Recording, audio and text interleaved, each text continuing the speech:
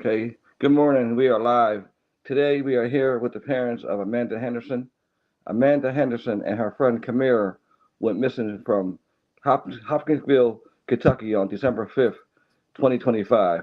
Kiera, her friend, was later located in New York and safe, but Amanda is still missing. Today we're here with her parents to discuss our case and what's going on. Hello, how you doing today? How you? Hello, we're good as to be expected. Okay. You guys have the floor, so please tell us about this case with Amanda and your daughter Amanda and her friend Kiera. Well, let me see. I don't know where to start. You want me to So start? so tell me about the day they went missing. So the day they went missing, we had actually had a family outing planned that day. We were supposed to be going to a comedy show at our church. Um, the day they went missing, I received a call from Kamira's guardian saying that she was coming to pick Kamira up from us and to have her ready. So we called through our Alexa app because Amanda's phone was taken because she was on punishment. I don't mind Right. saying that we're parents. We had taken her phone, and Kamira's phone was turned off. She didn't have service on her phone. She could only use it on Wi-Fi. So we had to call through the Alexa, and I called at 5:10 to let Amanda know that Kamira know that her guardian was en route to pick her up and to be ready. At 5:32, you can see them both walk out the house. Amanda came back a few seconds later because they were in the middle of cooking food here, making spaghetti to be exact. And Amanda came back in the house, turned the stove off, walked back out the house, and we haven't seen them since. Now, did she usually leave anywhere or anything like that, or just like the first time she went with a friend? No, Amanda normally does not leave it out like that. Kamira was actually living with us. She had been living with us since September.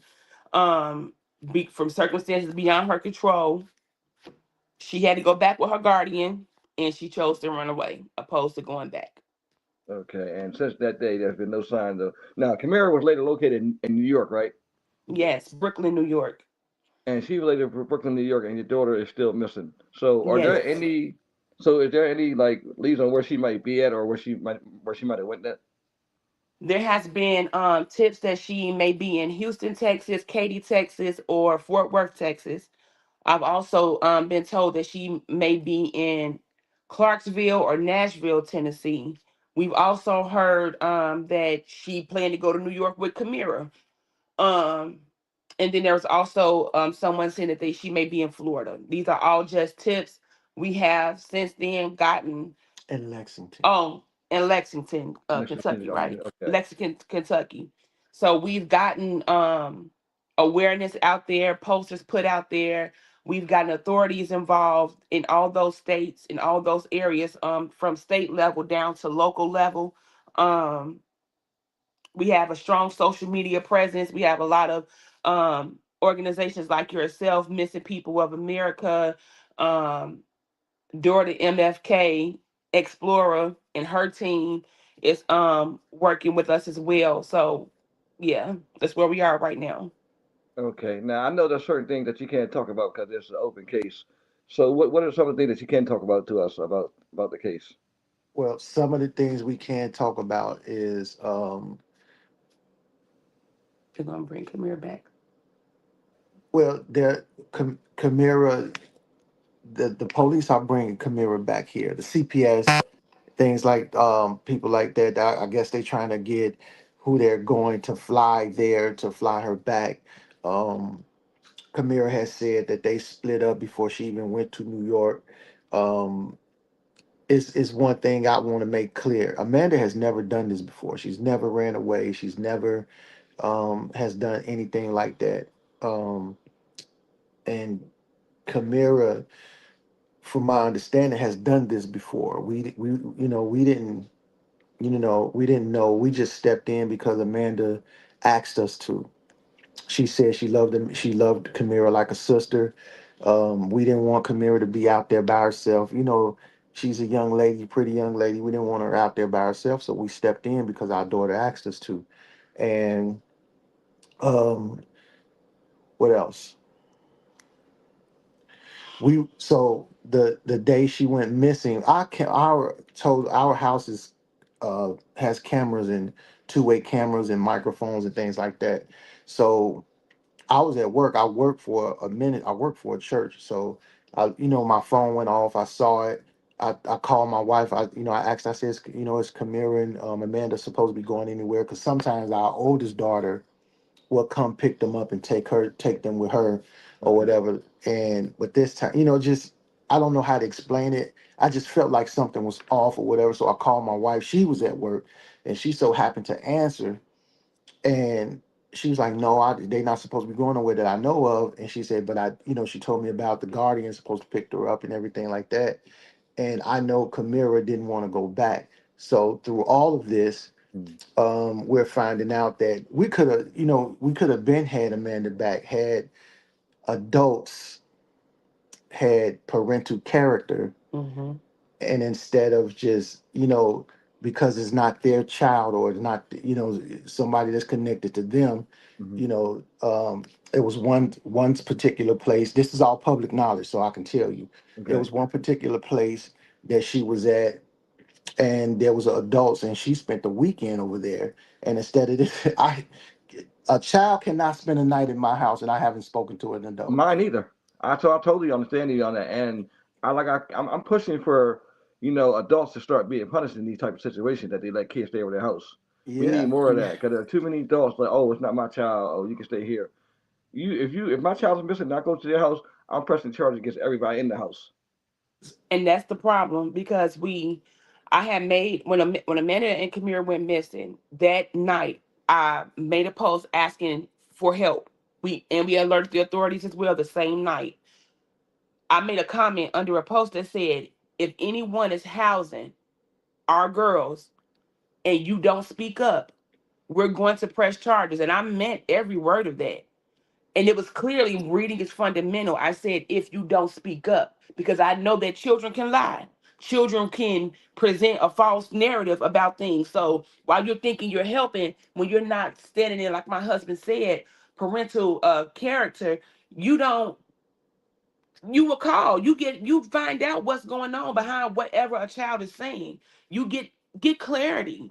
So for them to allow her to spend a night that weekend when the ladies, she said that they stayed the night, the weekend there. When her nephew came in, she told them that they were runaway. He told her that they were runaways.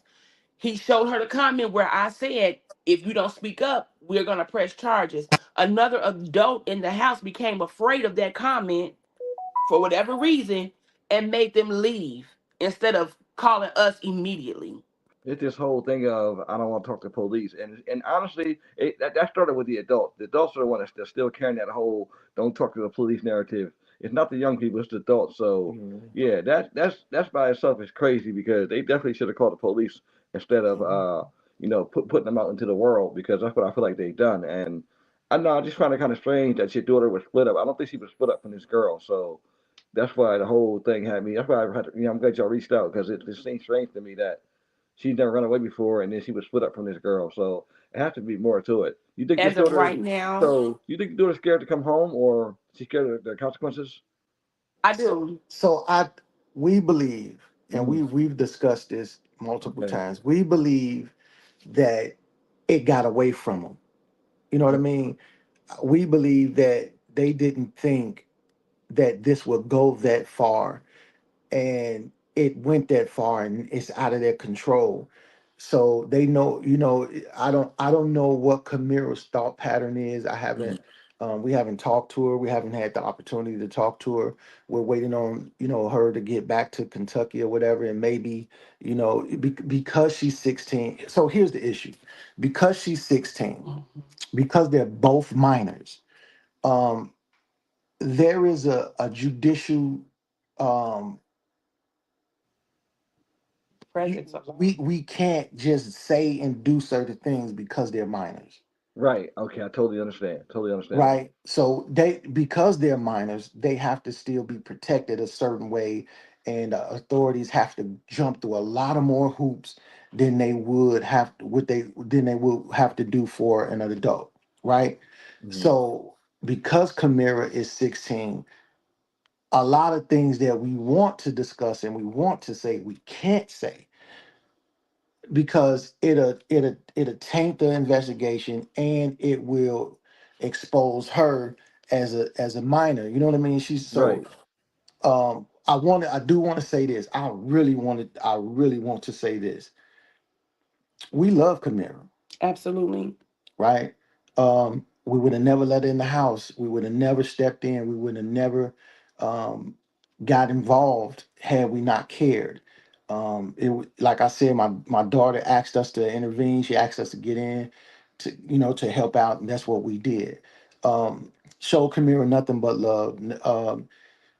Did what we can do. Whatever Amanda got, she got. We didn't show any prejudice just because Amanda's biologically ours and she wasn't. We didn't do.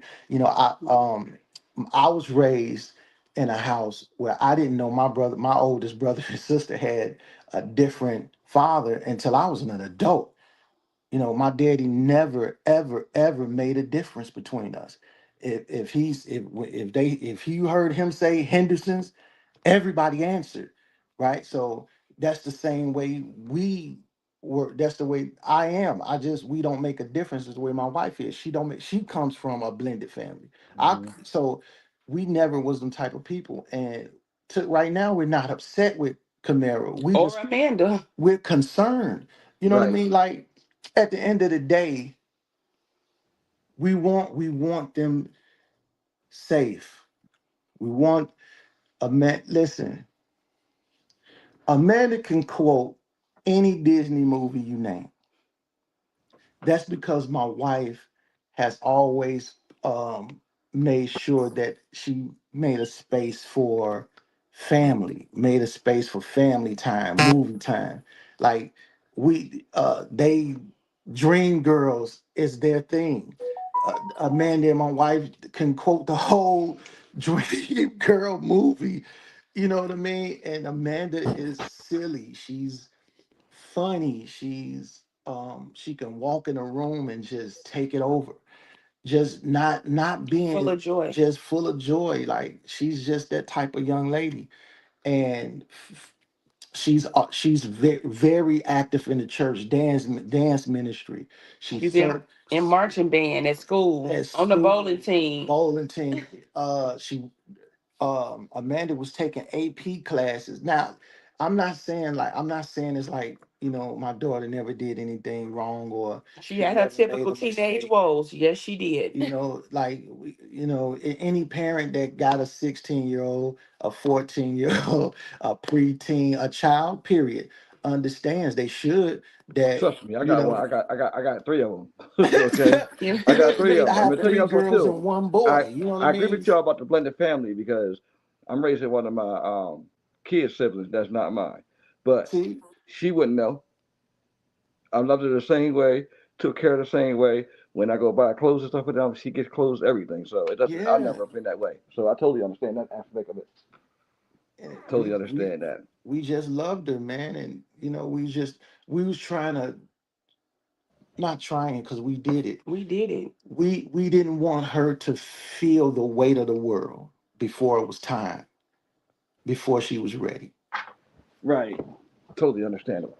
I will say this, as a mother, What's up? um, my heart goes out to my daughter and to Kamira, my bonus daughter.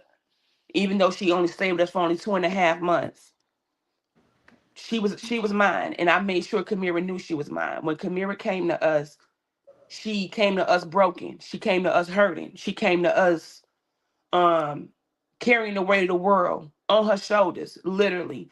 I'm not here to bash anybody that crossed Kamira's path prior to her getting to us. Nobody's perfect. Nobody's perfect. So I would never come to like downplay anybody. But she came to us in a bad state. That's the best way I can put it. In the time frame that she was with us, she was able to get promoted into her correct grade. In the time frame that she was with us, she learned how to care for her body as a young lady. In the time frame that she was with us, she started going to church, learning who God is. We are a Christian based household. hands down. Kiera was in the she had a vaping issue with vaping and different things of that care of that nature. We made sure that whatever stresses that she had that caused her to have to feel a need for that type of outlet, we relieved them. We allowed her to grow up and know that you can enjoy being a child. You do not have to carry the weight of being an adult or carry the weight of caring for yourself. You don't have to worry about being bounced around. You don't have to worry about any of that. Right. Kamira knew she was loved here. I could pull up footage on our cameras where we would just sit in the kitchen and just talk and just, in the words of the kids, chop it up. We Kamira knows she was loved here. Kamira knows that she thanked me for a simple thing that most people would take advantage, like think of it as a small thing. She said, "Mrs. Henderson, thank you for allowing me to pick the type of soap that I wanted out of the store." And it crushed my heart because I'm looking like, here's this baby who, not saying she never had soap, but she was never able to get the quality of soap that she wanted. Exactly. I totally understand. You know what I mean? And I'm like, you had all of these things, and I hate that she chose this route to run, because of her trying to avoid something else. I hate that. And I hate that my daughter chose to go with her. To this day, I've baffled we have gone over and over in our mind, like, Amanda, why? Why? I feel my daughter left everything here. All of her clothes are here. All of her shoes are here. All of her hygiene products are here. So I feel that when Amanda walked out this door, she did not anticipate staying gone. I Yeah, I think that don't. when she stayed gone that first night, because Amanda knows you have to be here by a certain time because curfew, baby, get in the house. And once they got past that time frame, it was like, oh my God, I'm gonna be in trouble because there are consequences when you don't follow the rules. Amanda didn't have her cell phone when she left because we had taken her phone. She was on punishment because Right. we found some things inside of Amanda's phone that was not appropriate. So we took her phone. She hadn't had her phone since October. Right. And I totally So, understand the whole phone thing because I took my daughter's phone, my youngest daughter's phone recently. I had to take her phone. So you all know, y'all some saying is resonating with me. Trust me, it's so resonating with me. yeah, so it's just and us going when we started going through Amanda's phone, the issue that we saw was there was a lot of backdoor parenting. There was a lot of Amanda reaching out to other adults, and because they have an alternative lifestyle than what we have and what we represent, they basically empowered the misbehaving. They empowered what the teenagers wanted to do, opposed to telling them, no, your parents said X, Y, and Z. And that's the problem that I feel that we are running into as a community. Not, and it's not a black thing or a white thing, but just as a people.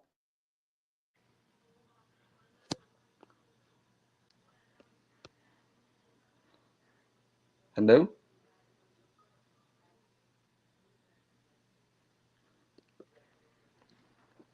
I think we lost Amanda's parents. I don't know what happened.